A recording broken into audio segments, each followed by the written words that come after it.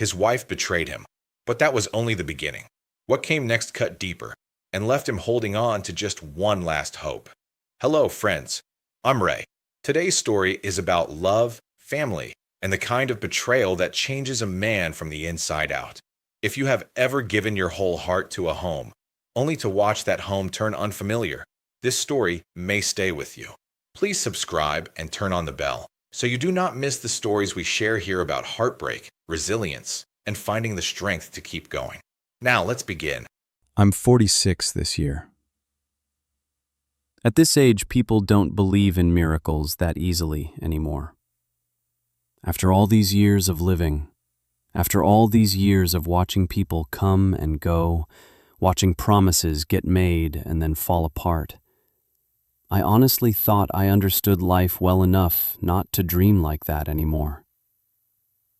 And yet, for a while, I really believed I was the exception. I believed that after so many quiet, lonely years, God had finally looked down on me with mercy and placed a real home in my hands. I once had a family I would have died for. And that family started with her. 13 years ago, when I was 33 and she was only 21, I met her at work. I still remember the first day she walked in. She was thin, young-looking, but her eyes looked tired, like a woman who had already been through way too much. She stood in front of my desk holding a stack of papers with both hands, trying to stay composed, but you could still see the awkwardness of someone just stepping into adulthood and stepping into it with nothing. No safety net, no one backing her up, no one there to catch her if she fell. I was the one assigned to train her. At first, it was just work. I showed her how to write reports, how to reply to emails, how to talk to clients, how to keep her footing when a supervisor threw a question at her out of nowhere. But the more I paid attention, the more I realized she wasn't like other girls her age. She never talked about school, never told stories about friends, never mentioned going out, having fun, or chasing the kinds of dreams young women usually have. The second work ended, she went straight home. Lunch was always rushed. Her phone was old, beat up, with a cracked screen. And there was something about her that broke my heart a little. She was still so young, but the way she kept quiet, the way she seemed cautious around everything, it felt like looking at someone who had already spent too many years surviving with too little. Later, I found out why. She had a child at 18. The baby's father walked out right after she finished high school. No college, no real youth, no chance to be carefree the way other girls got to be. She went straight to work almost immediately, trying to raise her child, support herself, and keep from drowning in the mess life had dropped at her feet. When she told me that story, her voice was so flat it hurt. Like even crying was a luxury she couldn't afford. I didn't fall in love with her right away, but I was drawn in by the way she clenched her teeth and kept going. At 33, I'd seen enough life to know that pity doesn't hold a person for long. What slowly got under my skin wasn't her situation, it was who she was. A young woman with nothing to her name, abandoned with a little child, and still she showed up on time, learned fast, and tried her hardest not to burden anyone. There was softness in her, sure, but there was also this endurance, this strength that made my heart give way little by little. Somewhere along the way, we got close. Short lunch breaks, evenings where I stayed late to help her finish what she hadn't gotten done, nights when I drove her home after a late shift. And then one day, I met her daughter. Her name was Amanda. The first time I saw Amanda, she was sitting on the edge of a bed in a tiny rented room so small, it felt like if you turned too fast, you'd hit the wall. She was holding an old stuffed animal, staring at me with eyes full of suspicion. That was the look of a child who was already used to adults showing up, and then disappearing. That look hit me right in the chest. I didn't know how to make a little girl trust me, except for one thing: to stay. For real. And I did. I wasn't Amanda's biological father, but I was the one who taught her how to tie her shoes. I was the one who carried her into the ER in the middle of the night when she had a high fever. I was the one standing outside her classroom on her first day of school because she was scared. I was the one who saved up to buy her first bike. I was the one who never forgot a birthday, no matter how busy life got. I didn't walk into their lives out of pity. I walked in out of love.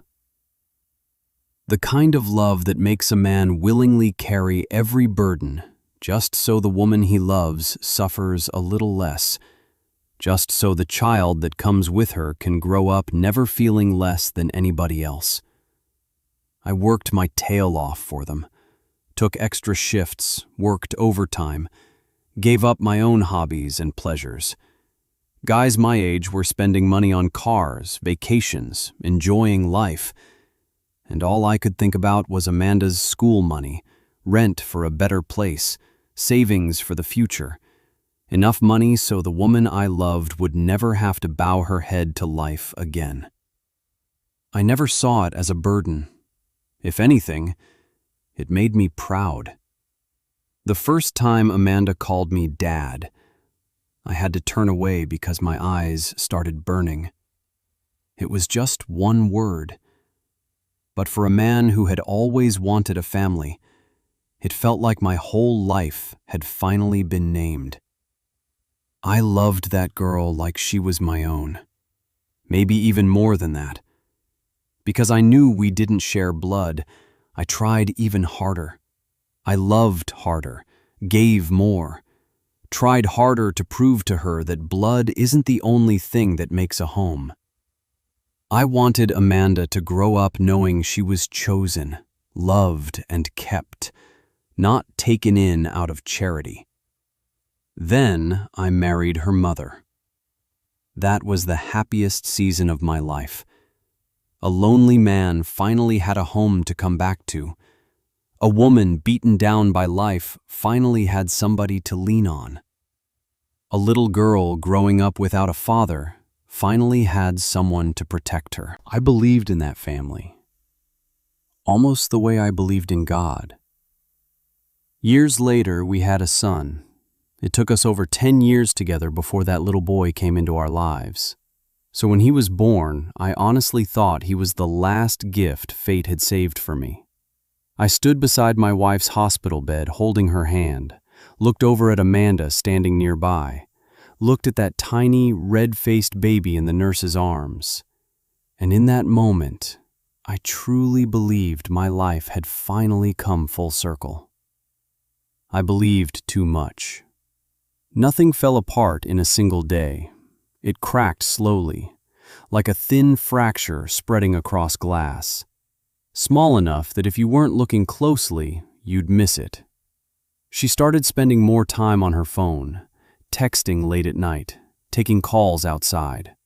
If I asked, she'd say it was an old client, work stuff, social connections, nothing worth me worrying about.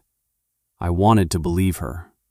Men like me, the more we love our families, the easier it is to be stupid enough to blind ourselves. I told myself maybe she was tired. Maybe life with a small child was suffocating her. Maybe she just needed space. I didn't want to become some suspicious old husband, checking up on every move she made. So I stayed quiet. I stayed quiet while betrayal was growing inside my own home. Until one day, I couldn't lie to myself anymore. That day, I came home early. As soon as I stepped into the yard, I saw her standing out on the porch with her back to the door, phone pressed to her ear. Her voice was soft, gentle. The kind of gentle I hadn't heard directed at me in a long time. If that had been all, maybe I still would have swallowed my suspicion like I had every other time. But right then, I heard my son crying inside the house. Not the normal kind of cry when a baby wants to be picked up. I mean the desperate, broken cry of a child who had been left alone too long. I ran inside. He was on the floor, face bright red, body reeking, diaper swollen and heavy. I scooped him up, and the second I touched him, I knew that diaper hadn't been changed in a long time. His skin was red and raw. His arms were flailing. His throat sounded hoarse from crying. My hands were shaking while I changed him, not because I was tired, because cold anger was crawling up my spine. The woman I had trusted with my whole life, with my little boy barely over a year old, was outside talking sweet to some other man, while her own child was crying himself raw inside the house. I picked up my son and walked straight back outside. She turned around. Before she could even speak, I snatched the phone out of her hand. She lunged for it, but I already had it to my ear. A man's voice came through on the other end, and just hearing the way he said her name, hearing that shameless familiarity in his tone, it was enough to make my whole body go cold. He hung up the second he heard my voice. I took my wife's phone, carried my son into the house, and locked the door. Outside, she was pounding on it, calling my name. I didn't answer. I opened the messages, and there it was, the filthy truth I had spent 2 years trying not to see. An old client. An affair going on for 2 years. For 2 whole years, she had lived with me as my wife, slept next to me, eaten meals paid for with my sweat, watched me care for Amanda, care for our son, care for our home, while still sneaking around with another man. Every text message felt like a knife scraping across my eyes, but that still wasn't the part that left me unable to breathe. The part that really knocked the air out of me was when I opened the bank transfer history. That's when I realized money had been withdrawn multiple times from Amanda's future fund. The fund I had quietly built for her over the years, her college fund. Money so she could have a better start than her mother did. Money I scraped together by denying myself things, by working extra, by saving every little bit I could. This wasn't pocket change. These were large enough amounts that I knew right away this wasn't some mistake. And when I lined up the transfer dates with the messages, the whole thing slapped me in the face. She had secretly taken money from Amanda's college fund to support that affair. Hotel money, gift money, money for trips she lied about and called visits with friends. I just sat there, numb. I could have survived being betrayed as a husband, but the fact that she touched Amanda's future, that she took that girl's money to feed something that dirty, made the woman sitting in front of me feel like a complete stranger. I screenshotted everything, sent it to myself. My hands felt like stone. When I opened the door, she charged in and slapped me, right across the face, while I was still holding our son.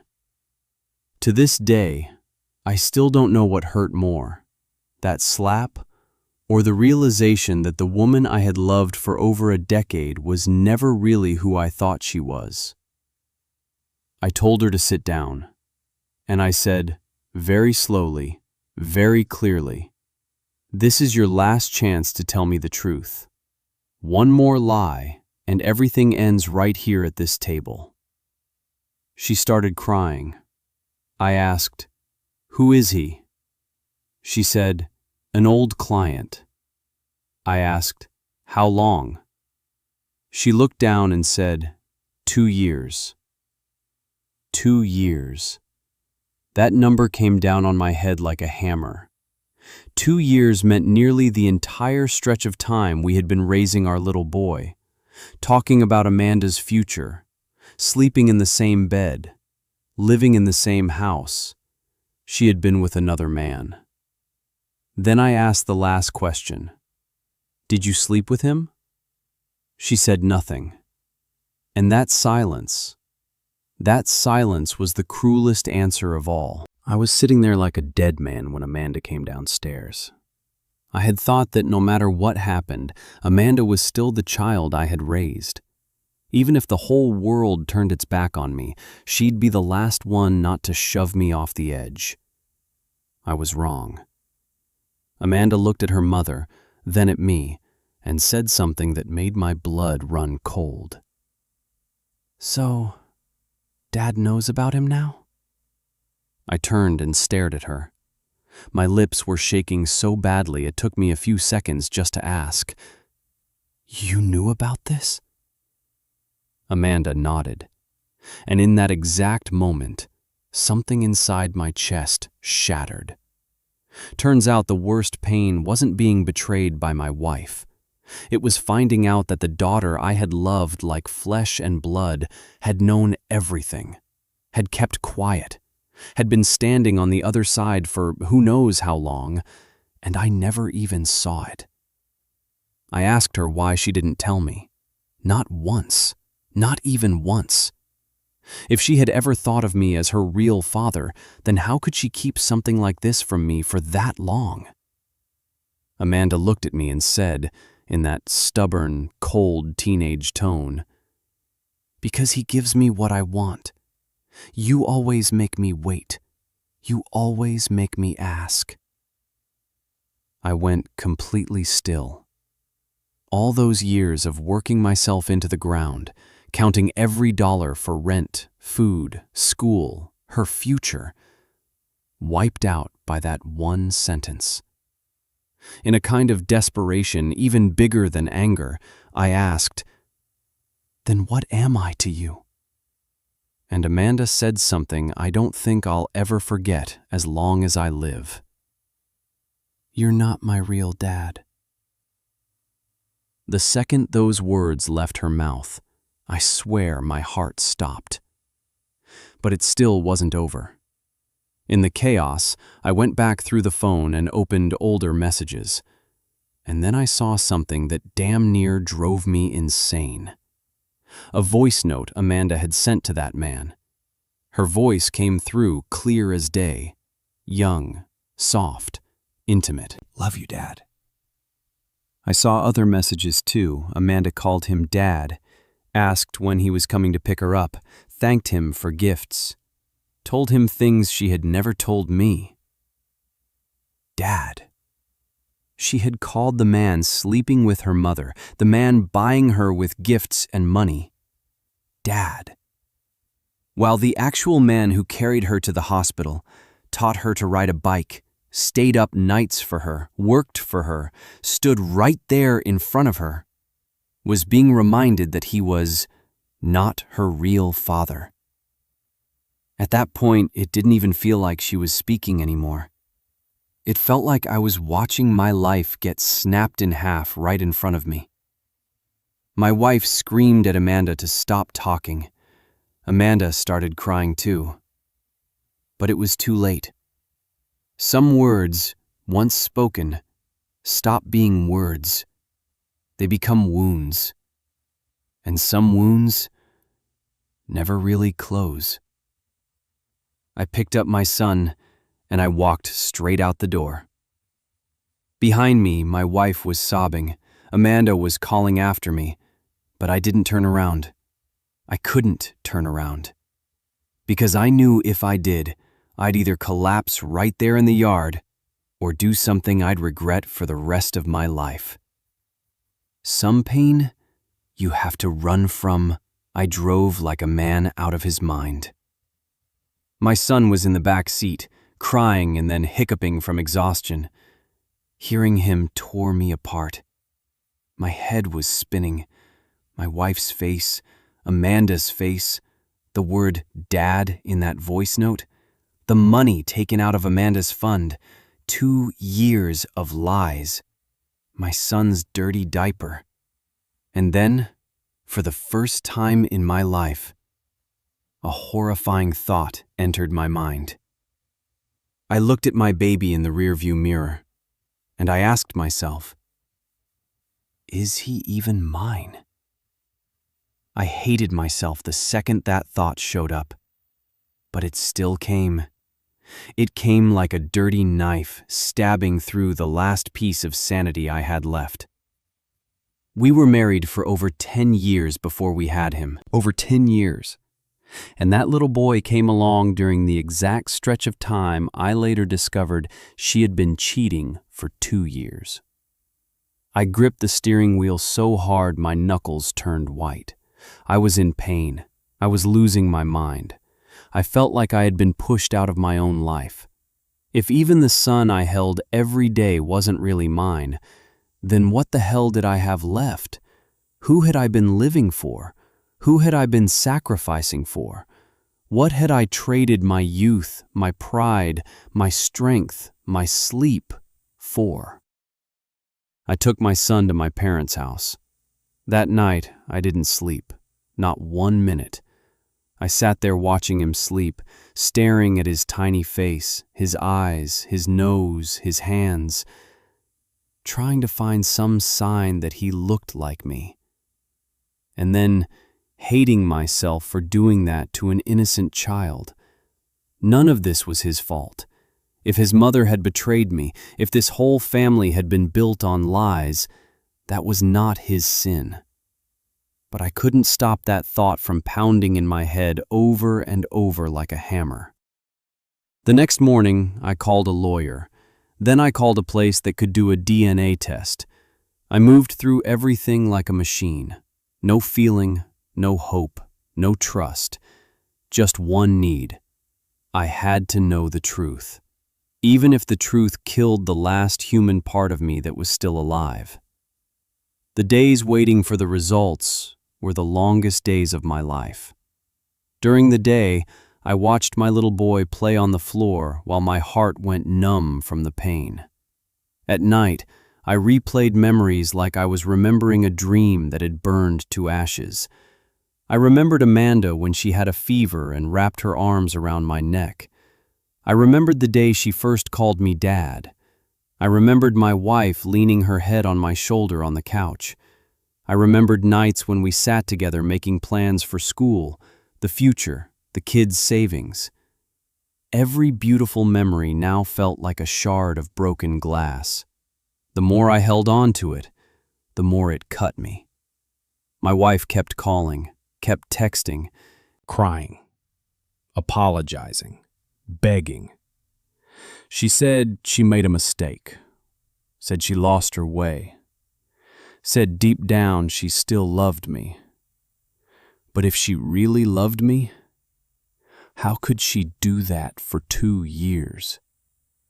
If she really loved this family, how could she take Amanda's college money to support her affair?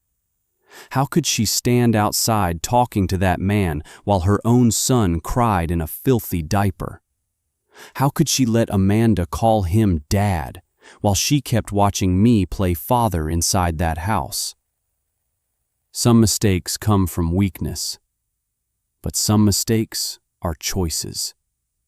And she chose, again and again, for 2 years. The sickest part of it all was this. Even in all that wreckage, I still loved them. I hated myself for that. Hated that I still remembered the smell of my wife's hair after a shower. Hated that I still remembered Amanda as a little girl asleep on my chest. Those beautiful things made the pain deeper, because they reminded me that what got destroyed wasn't some empty marriage that had already died. It was a family I had spent more than 10 years of my life building. Then the test results finally came. I sat there for a long time staring at the envelope. My hand was shaking. I didn't know what scared me more, finding out he wasn't mine, or finding out that he was, because that would mean I'd still be tied to all this wreckage for even longer. Finally, I opened it. I read every line, read it again, and then I just sat there, frozen. My son is my biological child, without a doubt, no question. I didn't cry right away. I just sat there like I couldn't even process the words in front of me. And then, a few seconds later, my whole body folded in on itself. I covered my face and cried like a man who never knew he could cry like that. Not the kind of crying that comes out as rage. The kind that comes from someone who has just been handed back a piece of his soul he thought was gone forever. At least my boy is mine. At least in all that ruin, one thing was still real. I went into the room and knelt beside his crib. He was asleep, mouth slightly open, one tiny hand resting next to his cheek. I touched his hair very gently, and for the first time in days, it felt like my chest wasn't being crushed all the way shut anymore. I whispered to him, even though he couldn't hear me. "You're my son. You really are my son." That sentence saved me. It didn't erase the pain of being betrayed. It didn't undo the fact that Amanda called another man Dad. It didn't put back the money stolen from her future. It didn't repair what my wife had smashed with her own hands. But it kept me from falling all the way into the dark. From that moment on, I knew one thing. I may lose my wife. I may lose this marriage. I may lose the daughter I once loved like my own flesh and blood. At least for a very long time, maybe forever. But I will not lose my son too. I will stand back up for that boy. I will keep living for him. And maybe one day, when the wound stops bleeding the way it is bleeding now, I'll be calm enough to look at Amanda not only as the person who stabbed me in the heart, but also as a child who was taught the wrong meaning of love, manipulated, bought off, and dragged into the destruction created by adults.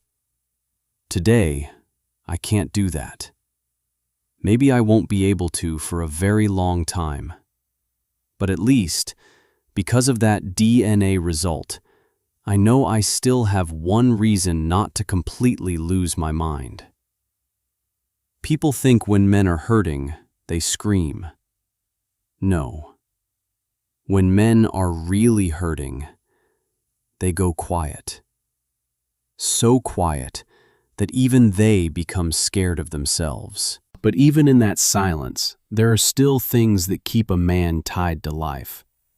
For me, it's the little boy sleeping in the next room. It's the truth that he is my blood, the part of my life no one can take away from me. I used to think family was the safest place a person could have. Now I understand. Family can also be the place where you bleed the most. But sometimes, right in the middle of all that wreckage, God still leaves a man one small light. For me, that light is my son.